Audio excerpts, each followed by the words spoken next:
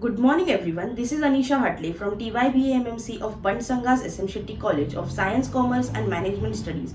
On the behalf of Department of Mass Media and Communication Skills, I hereby present episode 7 of Samachar Fortnightly. Now presenting the 7th fortnightly news from 1st of January to 15th of January.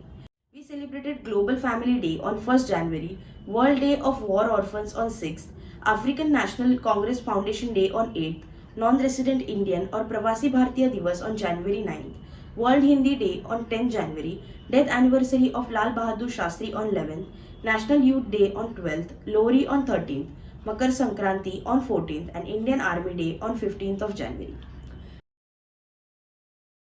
China may be building a bridge across Pangong Lake in eastern Ladakh according to satellite imagery accessed by geointelligence expert Damian Simon. The Ministry of External Affairs said the bridge is being built in areas that have been under illegal occupation by China for around 60 years now. Amritpal Singh Man, a philanthropist who has donated over 200,000 meals to individuals in need since the COVID-19 epidemic began, has been given an OBE for his contribution to charity and the community. Preet Chandi, a British-born Sikh army officer, became the first woman of color to finish a solo journey to the South Pole. As infections reach a 3-month high, Philippines President Rodrigo Duterte declared that persons who have not received COVID-19 vaccinations will be arrested if they break stay-at-home orders.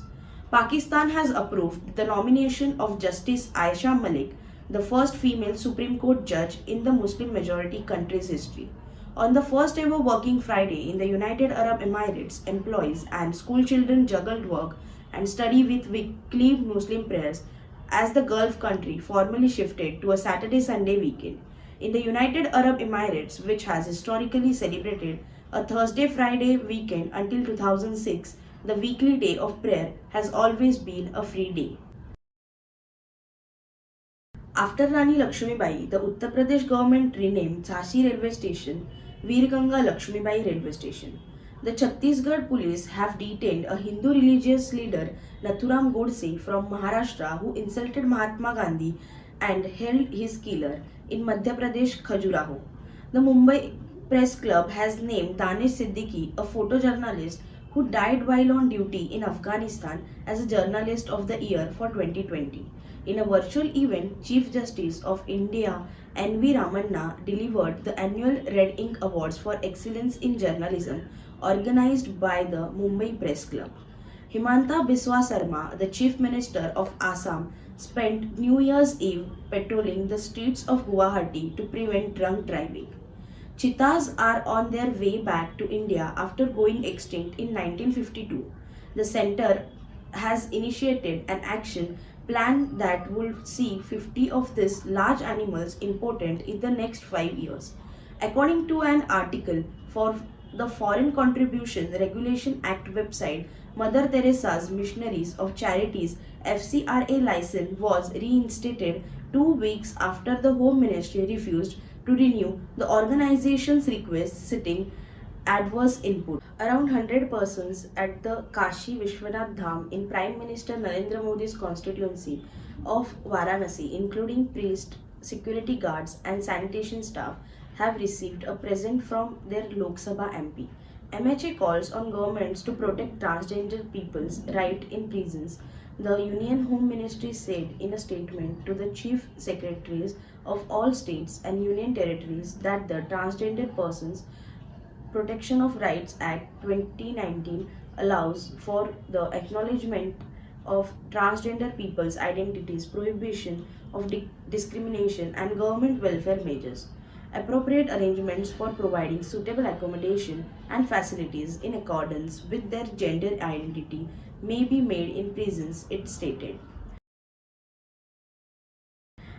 Actress Betty White, who made US television audiences laugh for more than 7 decades, starring on popular sitcoms The Golden Girls and The Mary Tyler Moore Show, died at the age of 99.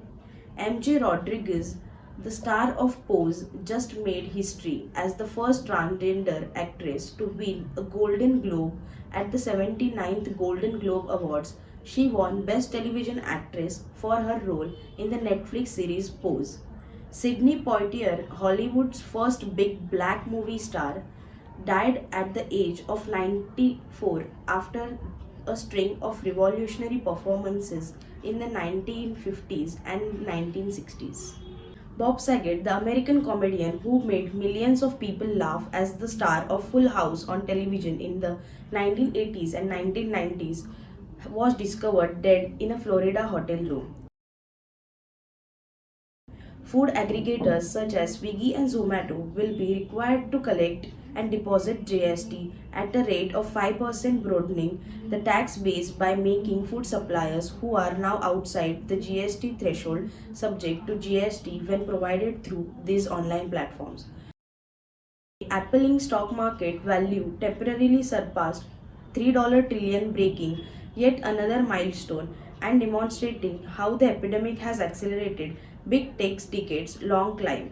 Reliance Retail has bought a 25.8% interest in India's biggest rapid commerce company, Dunzo, for $200 million, roughly 1,488 crore, as it tries to grow its footprint in the grocery delivery market. Reliance Industries is buying a majority share in Mandarin Oriental New York for roughly $100 million. The coronavirus epidemic hasn't spared the world's largest condom manufacturer, whose sales have dropped by as much as 40% in the previous 2 years. After January 4, BlackBerry handsets using the original operating system and services got unsupported, signaling the end of an era for the famous mobile. The European Chemicals Agency has said that tattooing pigments can permeate into the body through the skin and represent a cancer risk.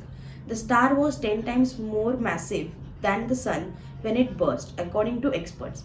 After burning up the hydrogen, helium, and other components in its core, it exploded.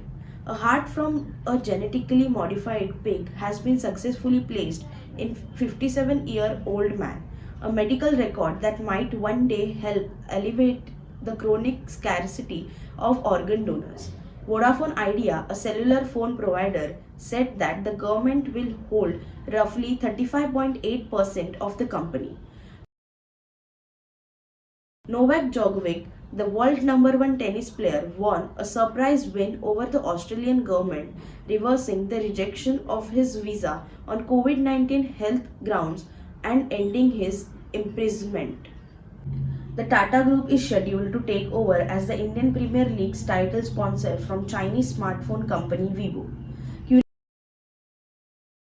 Curators sifting through a massive historic archive, Freemasonry in Europe, amazed by the Nazis during their anti-Masonic persecution during World War II, think there are still mysteries to be discovered. In Telangana, a handloom weaver created a sari that fits within a matchbox. Gulabo, India's oldest sloth bear, died at the age of 40 at the Vanvihar National Park in Bhopal. At the age of 25, female sloth bear was rescued from Madari or street performance in May 2006. Thank you so much. We will meet in our next fortnight on 31st of January. Till that, stay safe and stay home.